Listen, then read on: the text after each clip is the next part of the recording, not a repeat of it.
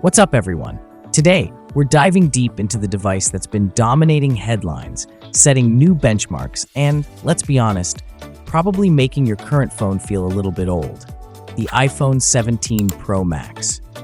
Apple officially dropped this beast in September 2025, and after spending significant time with it, I can tell you, this isn't just an upgrade, it feels like a statement. But is it the smartphone to buy right now? Let's find out. First, let's talk about the design. Now, I know what you're thinking. Another iPhone, another iterative design, right? Not quite. While it retains that iconic iPhone silhouette, hold it in your hand and you'll immediately notice the difference. The most striking change, that reimagined full-width camera plateau. It's bold, it's purposeful, and it seamlessly integrates into the new aerospace-grade aluminum frame. Yes, you heard that right, aerospace-grade aluminum. After the titanium experiment, Apple has pivoted, and honestly, it feels fantastic. It's lighter, supposedly better for heat dissipation, which we'll get to, and just has a really premium yet robust feel. The ceramic shield too on the front, even more durable. This phone feels like it can take a beating. But let's be real, you spend most of your time looking at your phone, and the 6.9-inch Super Retina XDR OLED display on the 17 Pro Max is, without exaggeration, magnificent.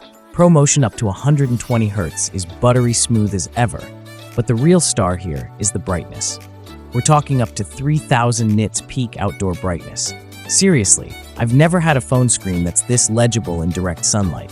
Whether you're watching content, gaming, or just scrolling social media, it's an absolute joy. Colors pop, blacks are inky deep, and the clarity is unreal. Now, under the hood, we have the heart of this monster, the Apple A19 Pro chip. Built on an even more advanced process, this thing is just ridiculously fast. Paired with a rumored 12 gigabytes of RAM, multitasking is a breeze. Gaming? Forget about it. From Genshin Impact at max settings to intense video editing on the go, the 17 Pro Max chews through everything without breaking a sweat. And that vapor chamber cooling system? It actually works. I've noticed significantly less thermal throttling during extended gaming sessions compared to previous generations. It still gets warm, but nothing like before. Alright, let's talk cameras. Because if there's one area where Apple consistently innovates, it's here. The redesigned Pro camera system on the 17 Pro Max is a beast. We're still getting three 48-megapixel lenses, main, ultra-wide, and telephoto, but it's the improvements that really count. The telephoto lens is where things get wild. We now have up to 8x optical quality zoom, equivalent to a 200mm lens.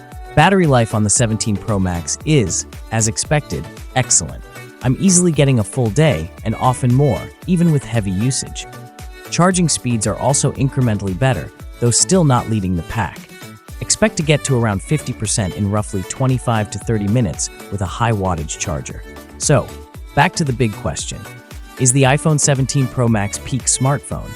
For many, the answer will be a resounding yes. Apple has taken everything that was great about the Pro Max line and refined it, pushing boundaries in display technology, camera capabilities, and raw performance. What do you think of the iPhone 17 Pro Max? Are you upgrading? Let me know in the comments below. Don't forget to like this video, subscribe for more tech reviews, and hit that notification bell so you don't miss our next upload. Thanks for watching, and I'll catch you in the next one.